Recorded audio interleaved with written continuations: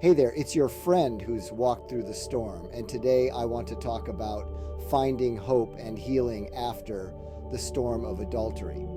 Adultery isn't just a breach of trust, it tears at the very fabric of what was once a union of hearts.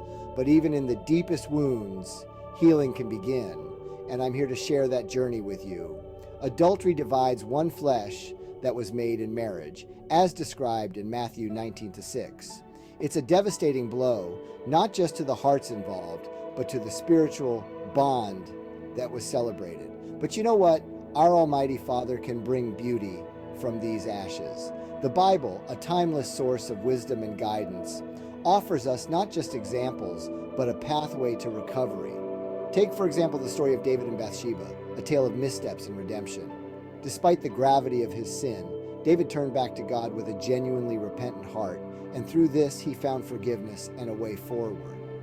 If you're feeling lost in the aftermath of betrayal, I want to tell you about a resource that could be a beacon of light. The Bible app offers a plan titled Hope After Adultery. Over 4 days, it guides you through scriptures and reflections designed to mend the spirit and restore the broken bonds. This isn't just about reading, it's about engaging with your inner self and the divine to find a path towards healing.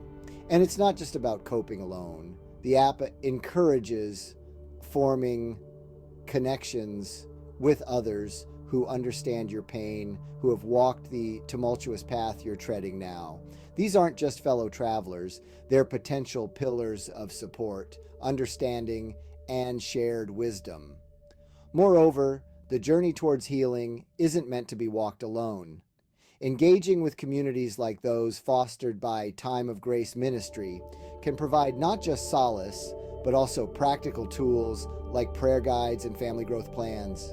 These resources are crafted to help you and your loved ones grow together, heal together, and perhaps forgive together. So if your heart is heavy and the way forward seems clouded, remember this: healing is a journey. It requires patience, courage, and a lot of faith. But above all, it asks you to hold on to hope, the belief that tomorrow can be brighter, that wounds can heal, and that broken bonds can be mended.